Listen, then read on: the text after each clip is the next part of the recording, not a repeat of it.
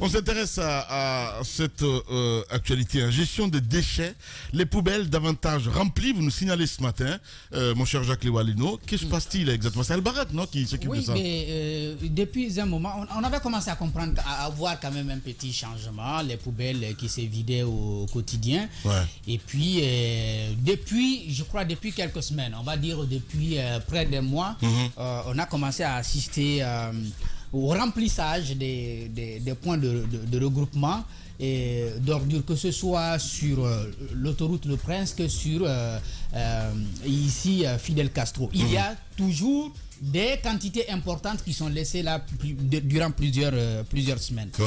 Ce que j'ai comme information, même si on ne prend pas ça pour cause de la situation que nous sommes en train de vivre, vous savez, la gestion des ordures est organisée actuellement de telle sorte qu'au sommet, vous avez la NASP et vous avez Al-Barak qui s'occupe du ramassage des points de regroupement dans les quartiers, et Pichini qui s'occupe, n'est-ce pas, si vous voulez, de la quantification. Parce que c'est à partir de cette quantification-là, on doit, n'est-ce pas, payer de l'argent à la société qui s'occupe du ramassage, donc Al-Barak. Ce qui se passe et ce qu'on m'apprend, du dernier trimestre de 2022 jusque là où nous sommes aujourd'hui, il y a un retard de paiement. Il y a un retard de paiement. Okay. Mes informateurs me disent que ce n'est pas la cause fondamentale, mais moi je ne peux pas séparer ça de ce que je vois. Parce que depuis un moment, on voyait que les poubelles se vidaient au quotidien. Parce que chaque nuit, les camions passaient pour ramasser. Mais maintenant, ça peut prendre 3 jours, 4 jours, voire une semaine. On ne vient pas. Et je crois que la situation de ce matin, que Mara et les autres ont pu voir, ça devient davantage assez compliqué. Il y a donc des montants comme ça qui restent. On me parle de 5 milliards à 7 milliards que la NASP doit payer par mois, en fonction bien sûr de la quantité pesée au niveau de la décharge de Dar es Salaam. Et aujourd'hui, les mois que je viens de citer, dernier trimestre de 2022, et puis jusque le temps qu'on a passé en 2023, qu'il n'y aurait pas encore eu de paiement. Pourtant, la quantification a été faite. Et la situation a été portée à la connaissance de la NASP. Est-ce qu'il y a de l'argent ou alors il y a quelque chose qui ne tourne pas rond? Pour l'instant, c'est ce que j'ai comme explication, comme information. Voilà. Qu'est-ce qui explique ce phénomène, mon cher Tamba? Parce que voilà, on a vu les images à l'instant, hein, sur Espace TV. Est-ce qu'on peut dire peut-être que les éboueurs seront en grève aussi en Guinée? Non, mais parce qu'on voilà, on a vu un petit peu les rues de Paris ces derniers temps, parce que là, ce qu'on voit là, c'est juste dramatique, hein, voilà. Vas-y, mon cher ami. Mais qui a jeté Rihanna dans la poubelle? J'ai vu la photo de Rihanna dans la poubelle. Vous vous souvenez de la centrale flottante? C'est quand même une grande star. Hein. Vous vous souvenez de la centrale flottante qu'on a évoquée même hier ici? Je pense que Al-Barak arrive dans l'assainissement justement plus ou moins au même moment. Il y a cette grâce que... Dans les mêmes conditions. Dans les mêmes conditions en réalité. Dans les mêmes conditions. Ouais. Je doute fort qu'il s'agisse d'un appel d'offres qui a été ouvert à la concurrence, qui permettrait ainsi à Al-Barak d'arriver. Mais vous voyez, le bateau nous est gracieusement offert. C'est pas offert, mais prêté. Ouais, gracieusement. Gracieusement. Voilà. Mais vraiment diplomatique. gracieusement. Voilà. Amicalement. On ne pas dire gratuitement, on dit gracieusement. Généreusement même. Voilà, généreusement. Voilà. C'est ça. Les grandes gueules. Ça nous est... C'est le langage des commerciaux en fait. On dit gracieusement. Voilà. Les grandes gueules. Donc, ça nous est offert de cette façon-là. Ouais. Avec ce que ça va nous coûter, on sait désormais ce qui s'est passé. On a eu le directeur général de EDG hier. Mais derrière, en même temps, on va se dire, bon, après, bon, ça, on t'offre ça, mais mon beau, qu'est-ce qu'il va avoir, lui? Bon, après, Alpha de lâcher, semble-t-il, tu sais, Conakry est très sale, hein, on ne sait jamais s'il fait ça. Il peut nous aider au niveau de comment on appelle ça? Au niveau de l'assainissement de la ville de Conakry. Un peu comme un fait de roi. Un fait de prince. On décide de cette façon-là. Ce qui est sûr, c'est que ça marche bien quand même, il faut le rappeler. après, il y a... On a vu le temps de gouverneur ici, Seriba Sorel, paix à son âme et tout ça. On sait comment on était ici à Conakry. C'était très ça, là. Voilà, c'est ça. Plutôt vers la fin avec la dernière dame qui était à la direction générale de la NASP, elle a fait pas mal de changements. On avait vu Conakry, et je pense qu'on l'a souligné même ici, ça s'améliorait. Jusqu'à dernièrement, moi tous les matins, j'ai observé qu'autour de 8h, 8h10, la poubelle est levée. Sauf que ce matin, effectivement, hier déjà, j'arrive au même endroit, c'est plein, je n'ai pas vu le camion habituel. Et puis ce matin encore, là, ça déborde. Carrément, quoi, ça déborde. Et on trouve toutes ces ordures tout autour. Lamine, il y a certes la question des process, mais la question de l'argent, c'est un peu quand même le nœud, c'est le nerf de la guerre, comme on dit, le nœud du problème. Il faut payer les prestations dont on bénéficie. Ça, c'est une chose. Je ne plaide pas pour la chapelle d'Al-Bayrak, mais je dis tout simplement que s'ils ont fait le service depuis tous ces mois-là, dans les conditions que l'on connaît, en tout cas, il va falloir passer à la caisse. Et ça, c'est important. Autrement, on fait tourner les machines comment? Ces gros camionneurs, ils vont bouger leurs machines comment? Ce sont des questions qu'il faut poser aujourd'hui. Mais au-delà de cela, Lamine, la question de l'assainissement de la ville reste entière. C'est une problématique multidimensionnelle qu'il faut prendre dans son ensemble. Multidimensionnel, pour parler comme notre expert Diba, Milimuno, multidimensionnel. Il y a l'aspect des PME.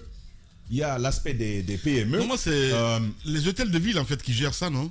Lamine, c'est pour eux. C'est à eux de le faire. Légalement, cela relève des hôtels de ville. Cela relève régulièrement. Ça fait partie des 32 ça fait longtemps qu'on a arrivé. Mais non, on n'a jamais... Ils n'ont jamais donné. Voilà, c'est ça. Ils n'ont jamais donné. Donc c'est le gouvernement qui gère. Alors, c'est le gouvernement. Non, c'est maintenant l'agence. Eh bien voilà. C'est une histoire de sous. Alors, encore anormal. Voilà. Les gars. Voilà. En fait, jusque-là, on a une agence nationale de salubrité publique, d'assainissement et de salubrité publique, mais il y a toujours le gouvernorat à côté. Et vous savez, quand vous dites gouvernorat, vous dites un ministère aussi. Dès que vous dites gouvernorat, il y a un ministère. C'est le ministère de l'administration du territoire. Ça reste également une autre question à devoir poser. Mais Lamine, moi, c'est un peu une réflexion, parce qu'il y a beaucoup de réflexions et de propositions qui ont été soumises à l'État guinéen. Certaines sont particulièrement viables. Vous vous souvenez, on a eu un expert de l'assainissement ici, dans ce studio, qui nous racontait comment on pouvait gérer tout ça. Toutes ces propositions sont parvenues au gouvernement, mais qu'est-ce qui se passe pour que, premièrement, cette disposition qui transfère les compétences, qui transfère cette compétence particulière aux collectivités du pays, pourquoi est-ce que ce n'est jamais suivi? Ça, c'est une question que je me pose. Parce qu'on aurait dû transférer ça aux municipalités. Première chose. Deuxième chose, et ça c'est une autre réalité, et ça renvoie également à la question des sous. Il faut des équipements dans ce travail-là. Les camions que nous avons pour transporter les ordures sont insuffisants, on le sait. On le sait, et souvent on attend des dons généreux. On nous apporte, on attend la générosité, la libéralité d'un pays ami, comme on aime à le dire, et c'est à ce moment-là qu'on a de l'instrument pour aller travailler. Il faut que ce soit une priorité, parce que ce que l'on ne dit pas, ça ramène à la question environnementale et à celle de la santé publique en termes de pollution, ça ramène à la question du paludisme, ça ramène à la question du choléra, ça ramène à tout ça finalement, la question de l'assainissement. Sans compter que des entreprises peuvent naître sur ces ordures, faire du bon chiffre d'affaires et pourquoi pas devenir des champions de notre économie. C'est possible de le faire, sans compter qu'il s'agit également d'une opportunité de transformation d'ordures. Désormais, pourquoi en source d'énergie ou en d'autres produits, ça s'appelle le recyclage.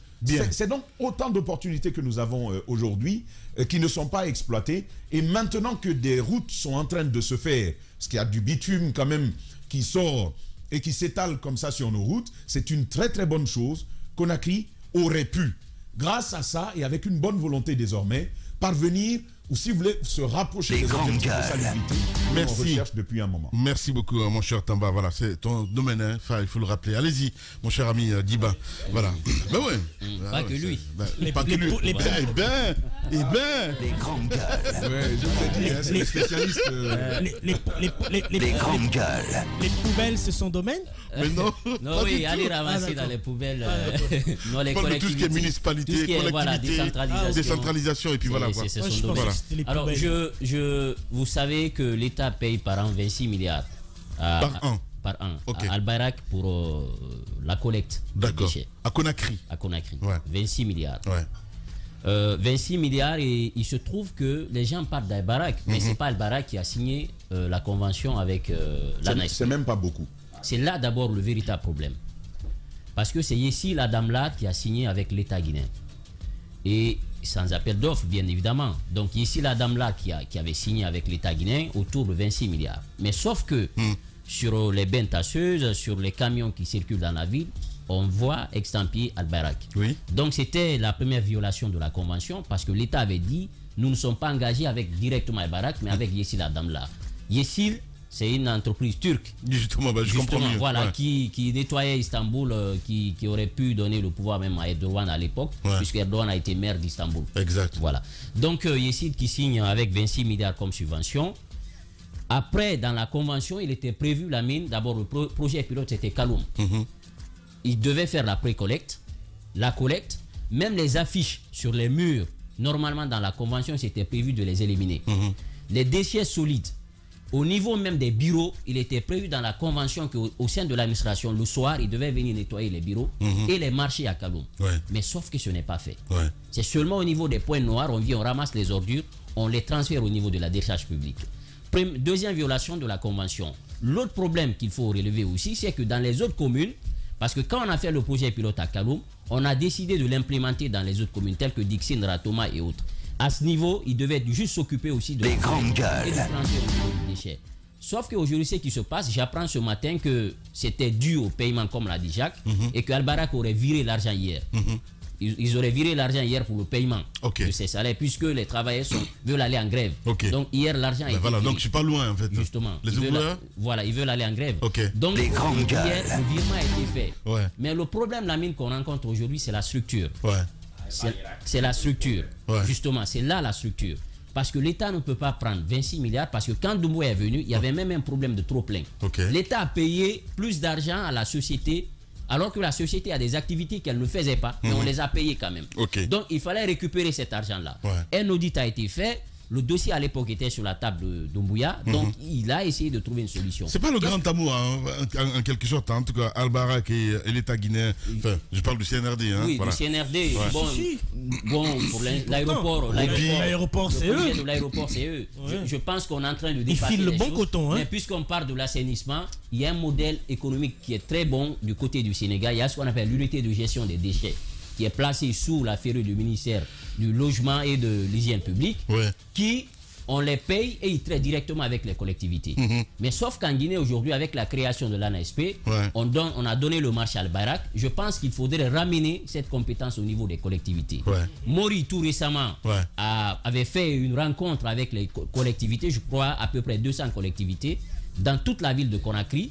On les a rencontrés pour dire dorénavant, on veut se battre pour vous donner les activités. Parce qu'on constate qu'aujourd'hui, en termes de création d'emplois, on n'atteint pas notre objectif et la convention qu'on a signée avec Al-Bayrak n'est pas respectée. Donc, il y a eu cette rencontre-là. Maintenant, le problème, est-ce qu'aujourd'hui c'est opérationnel? Non. Al-Bayrak continue à travailler et la décharge aussi est gérée par une autre entité qu'on appelle Piscini. Et au niveau de la décharge, dans l'autre convention, il était prévu de ne pas brûler les déchets. Sauf qu'au niveau de la décharge, c'est le feu qu'on met. Pourtant, dans la convention, il était dit de procéder par l'élimination par enfouissement. C'est-à-dire, on creusait, on faisait un enfouissement des déchets, on faisait le tri, la valorisation. Mais sauf que ces déchets, au niveau de la décharge, ne sont pas valorisés. On ne fait pas de tri, on a placé des poubelles un peu partout. Et quand ils viennent, et les déchets solides... Est-ce qu'on avait besoin d'étrangers pour venir brûler ça là-bas? Pas du tout. Pas du tout. Alors il fallait donner l'argent aux gamins de Dar es Salaam pour dire allez brûler les ordures. Piscini est là, c'est une société italienne qui est venue par le trichement de l'ancienne maire de Kaloum, Madame Touré. Piscini est arrivé à travers elle. Donc à ce niveau aussi, la convention n'est pas respectée. On brûle les ordures alors que pourtant dans la convention, on avait dit de procéder à l'élimination par enfouissement, de faire le tri, mais également de valoriser. Mais ce n'est pas fait aujourd'hui. C'est ce qui fait qu'on brûle les ordures. Et malheureusement, même le fait que de peser les déchets qui viennent, on dit normalement il faut un représentant de l'ANSP pour constater de visu est-ce qu'effectivement les chiffres qui sont donnés quand les camions rentrent au niveau du pesage, est-ce que ce sont les véritables chiffres? Bien. On n'a pas une idée de ces chiffres, on fixe comme ça, le partenaire donne le prix qu'il veut et malheureusement l'État paye. Voilà, C'est ce mon qu'il y a cher à faire. Diba. Il faut revoir la structure, je pense, ramener dans les 32 compétences qui sont prévues, donner ça aux collectivités, maintenant renforcer leurs capacités. Voilà, nous sommes en 2023 et vous savez, vous êtes au pays de Doom. Tous les matins sur Radio Espace. Merci à vous qui nous rejoignez, mesdames et messieurs, sur Makona FM à Gekedou. Vous nous écoutez dans ces localités-là. Farana écoute Espace à travers Bambou FM. Notre invité de ce matin, mesdames et messieurs, on parle de nouvelles technologies. La petite révolution guinéenne, en tout cas dans la finance. On parle de Waymo. Notre invité nous rejoindra dans la deuxième partie de l'émission. Mesdames et messieurs, Mohamed, on a écouté un débat en ce qui concerne évidemment ce qui est en train de se passer avec les poubelles davantage remplies ici à Conakry. Gestion de déchets, on en parle. Oui, mais la mine, comme partout, il y a un peu de sous. Vous vous rendrez compte ces dernières années que c'est mal structuré. C'est-à-dire qu'on fait en sorte d'avoir un max d'intervenants. Et vous imaginez, chaque intervenant qui arrive est introduit par des sortes de courtiers. Et forcément, vous avez du business en tout. Le problème, je suis d'accord aujourd'hui avec les vrais experts. Je ne dis pas ceux qui parlent décentralisation pour le plaisir d'en parler. Mais les vrais experts savent aujourd'hui qu'à ce stade actuel, nos mairies ne peuvent pas exercer les 32 compétences à elles, dédiées par notamment le Code des collectivités. C'est pas possible, ils ne sont pas prêts. C'est une évidence. Mais parmi les compétences qu'elles peuvent véritablement exercer aujourd'hui, la mine, c'est la gestion des ordures. Vous imaginez la saine compétition qu'il y aurait entre les communes du pays si on leur transférait cela. Moi, j'aimerais bien avoir un prix de l'année pour la commune la plus propre du pays. Pourquoi pas? Bah vous oui. imaginez? Ouais. Mais Ce sont pour des belles cela, idées. envoyez-leur les C'est moyens. comme ça que ça se passe ailleurs. Ouais. Envoyez-leur les moyens. Aidez-les à se structurer. Et les ONG, notamment, les PME qui évoluent dans ce secteur-là, peuvent être organisées de sorte que dans chaque commune, justement, que les PME de la commune soient organisées autour des ramassages, en fait, de la gestion des ordures. Maintenant, la question des décharges, ça c'est une autre question. Je peux comprendre, parce que c'est la gestion des décharges, elle est très importante. Je peux comprendre que l'État, par exemple, ne transfère pas cela aux communes, pour le moment. Parce qu'il faut de gros moyens, il faut de la technicité, il faut vraiment de l'expertise pour le moment là-dessus. Mais cela aussi, si tout est structuré dès maintenant, c'est pas du tout impossible dans l'horizon 5 ans. C'est pas du tout impossible. Ouais, voilà. Maintenant, qu'on le reconnaisse ou non, la chaîne de structuration autour de la gestion des déchets, actuellement, elle a été politisée ces dernières années et on en a fait une sorte de business, malheureusement. On parlait de poubelles, de camions poubelles de Conakry, que des gens remarquaient dans des zones minières il n'y a pas longtemps. Est-ce que vous le savez? Et quand il y avait des contrôles, ces camions-là étaient précipités vers Conakry.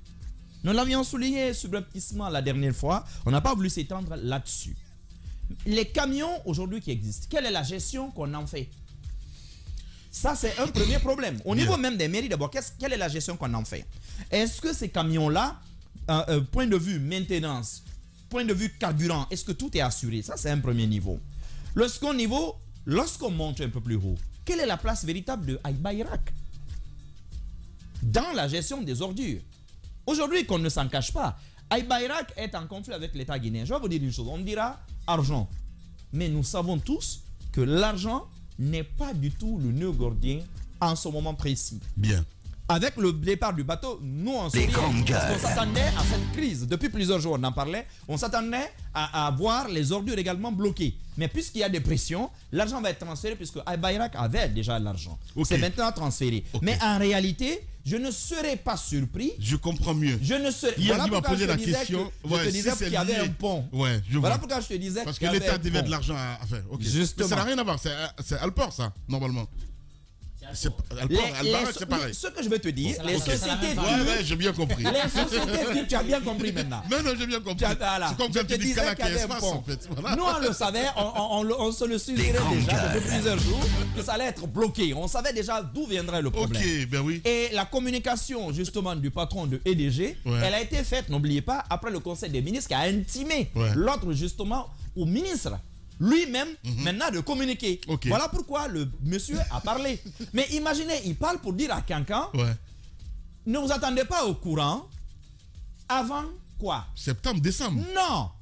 Avant, il dit avant fin 2024. C'est-à-dire après la transition. Ok. Non, il a dit après fin 2024. Écoutez bien je confonds avec et il est allé loin. Il est allé jusqu'à dire qu'il n'y a pas eu de projet pour Kanka, qu'il n'y a jamais eu de projet de Kanka. Ouais. Puisque les GG s'apprêtent à venir à Kanka, ce serait bon. Le projet sérieux. Lamine, si tu me le permets, demain, puisque ce n'est pas le sujet aujourd'hui, je te sors la liste détaillée des groupes et des projets qui sont à Kanka. Bien, en mon ce cher moment, Mohamed. Voilà. Vous avez 22 MW d'installés. Normalement, c'est même 24 MW d'installés. Mais un groupe de 6 qui ne fonctionne pas, qui ne donne que 4. Je vous donne la liste. Vous allez comprendre qu'il y a eu des projets. Bien. On ne dit pas toute la vérité. Bien. Mais je vous dis encore une fois, malheureusement, la gestion des ordures, tout comme la gestion de l'électricité, est devenue éminemment politique. Vous allez voir, les ordures vont disparaître. Parce que là où on est, il y a une urgence.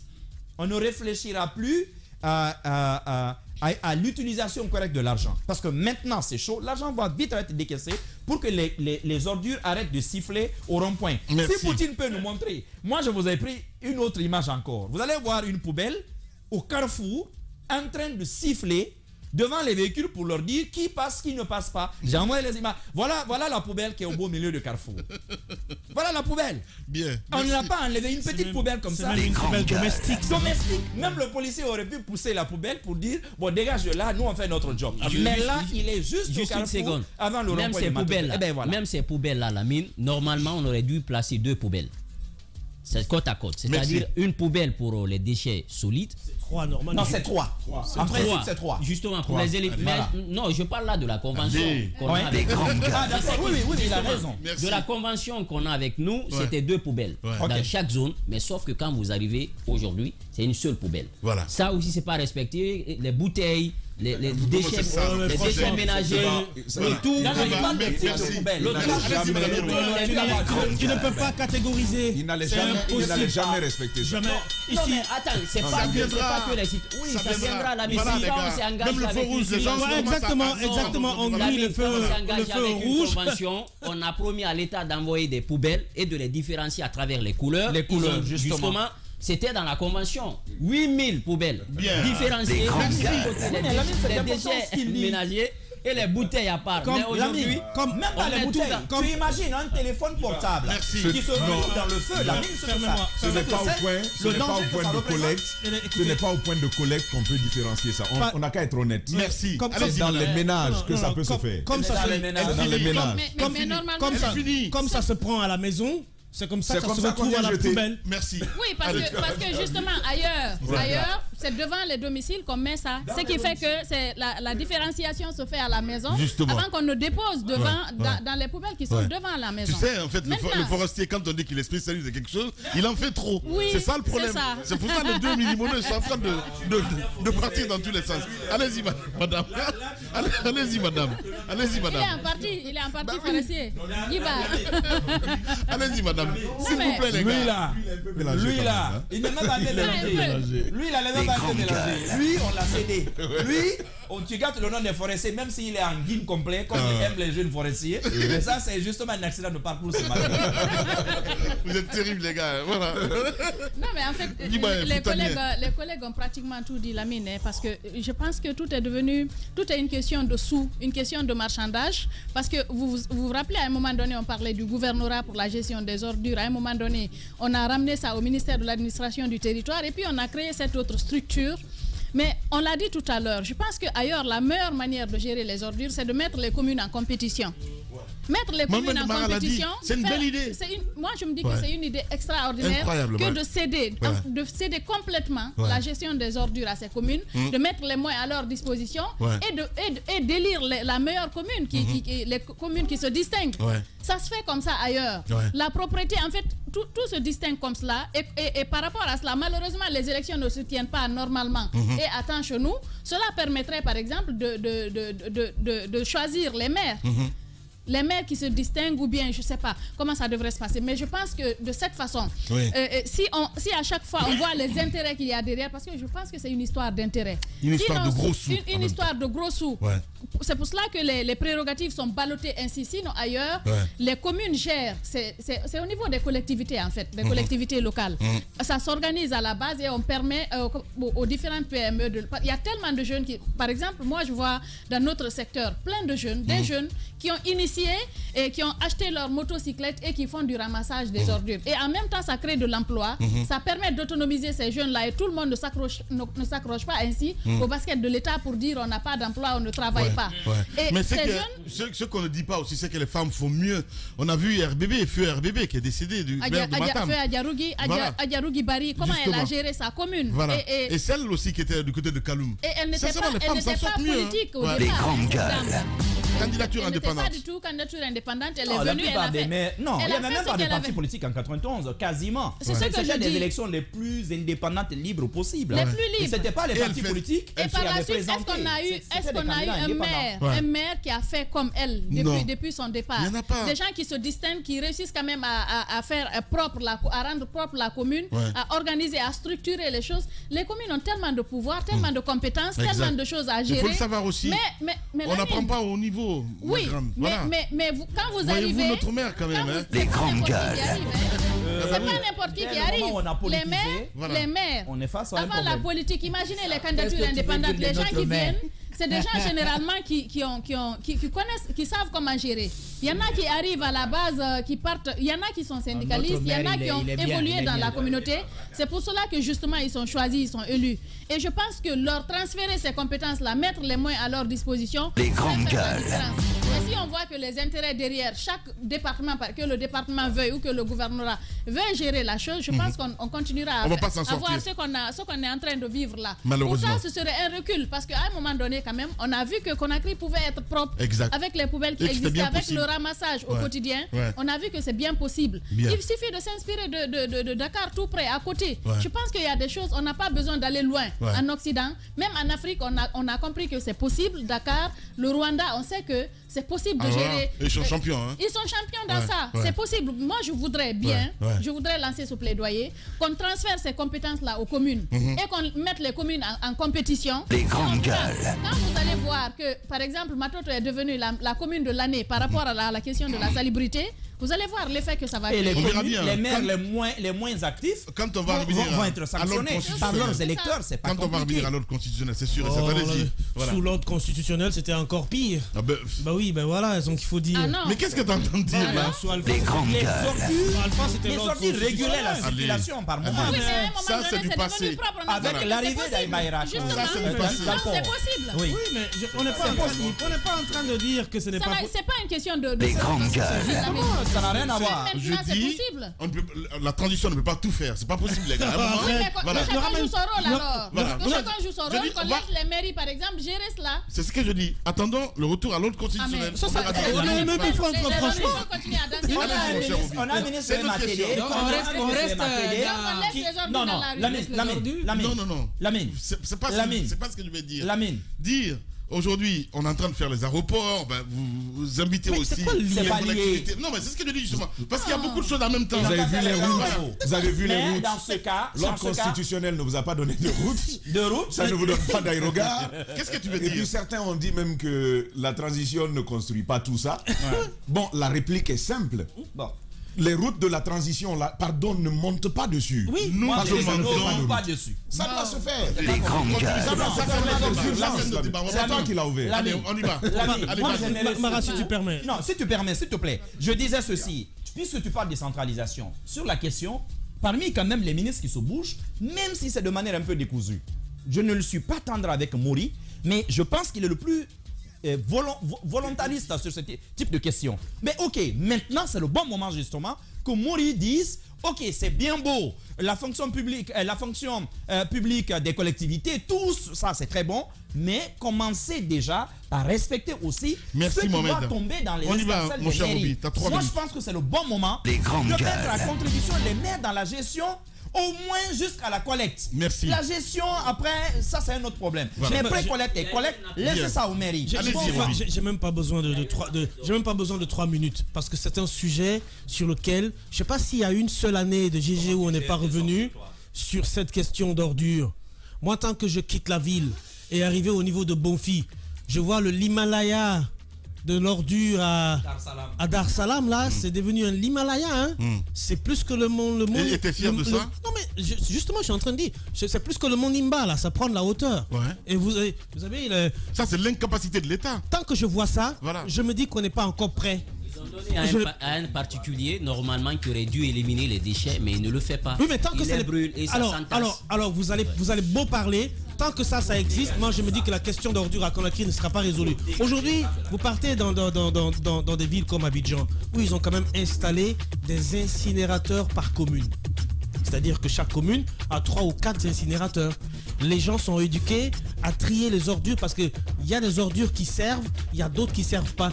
Même ce matin, j'écoutais un reportage sur RFI au Congo-Kinshasa où des jeunes universitaires se sont lancés dans la collecte des plastiques et ils ont fabriqué des poubelles qu'on appelle Poubob. Tout ça, ce sont...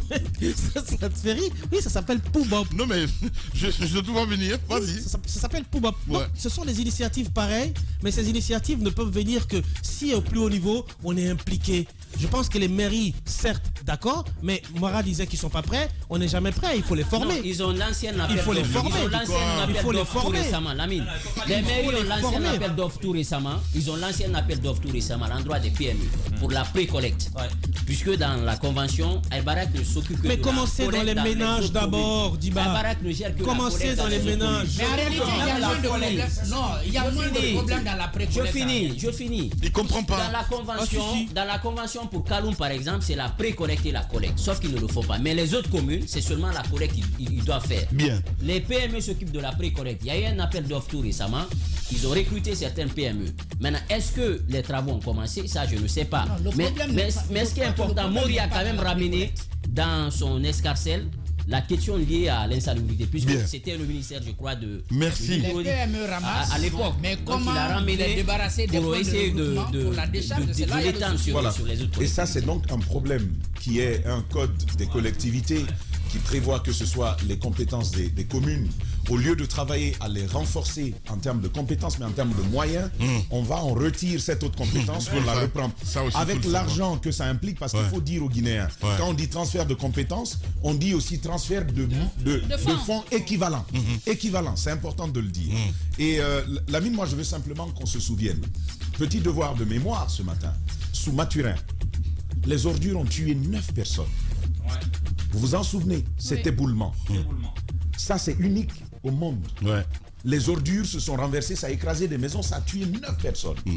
Les ordures, que quand vous Mathurin voyez était gouverneur, hein, c'est ça? Oui, quand Mathurin était gouverneur. Vous vous souvenez ce qui s'est passé? Et c'était inédit. Hein. Et à l'époque, on avait dit, on en a ri, c'est vrai, on disait, puisque c'est le seul pays où les ordures tuent, faisons-en un monument. Parce que c'est devenu une montagne là-bas. Que les gens viennent du monde et qui viennent voir. À quel point nous sommes malades. Et les gens sont malades. On a passé il y a quelque temps là-bas. Il y a un tas de fumée souvent. On a passé il y a quelque temps là-bas. La mine, il y a de la fumée. C'est de la pollution. À ciel ouvert. Voici autant de problèmes que nous avons. Mais moi je dis, il faut commencer avec les collectivités. C'est dangereux de continuer à dire elles n'ont pas les moyens, elles n'ont pas la technicité. C'est dangereux. Les autres ne les avaient pas. Mais on a commencé quelque part. Tu n'es pas le seul à le dire, Mara. J'écoute des techniciens qui s'y connaissent très très bien, qui font le constat que les collectivités n'ont pas... On parle quand même de 32 compétences qui sont réduites aujourd'hui à 14. Les collectivités, on dit bien que les collectivités n'en ont pas les compétences. Bien. Mais pourquoi fait-on de l'accompagnement? C'est à ça que ça sert. Ces agents de l'État donc du personnel déconcentré que l'on apporte au sein des collectivités, c'est pour apporter cet appui. Mais en Guinée, il y a un ABEL, il y a l'Union européenne qui accompagne ces initiatives auprès des municipalités. Il y a des agents de maîtrise d'ouvrage que ces entités-là supportent auprès des collectivités. Eux, ils ont appris à comment on porte ce type d'initiative au plan économique, au plan social, au plan communautaire, au plan sanitaire. Ce sont des maîtres d'ouvrage qui sont appuyés justement par ces entités-là, comme un ABEL, comme l'Union européenne. C'est à ça que ça sert. Merci et donc, il faut aller progressivement à la préparation des collectivités pour gérer cette autre compétence, pas la leur retirer. Voilà, dans la deuxième partie de l'émission, mesdames et messieurs, notre invité, évidemment, et on s'intéresse aussi à cet autre sujet, migrants en détresse au Sahel. L'OIM donc lance un appel pressant. On essaie de comprendre ce matin, mesdames et messieurs. Et puis, notre enquête. Gouvernance de la transition. Le système Alpha se remet-il en place? On pose la question. 11h, l'enquête exclusive à suivre.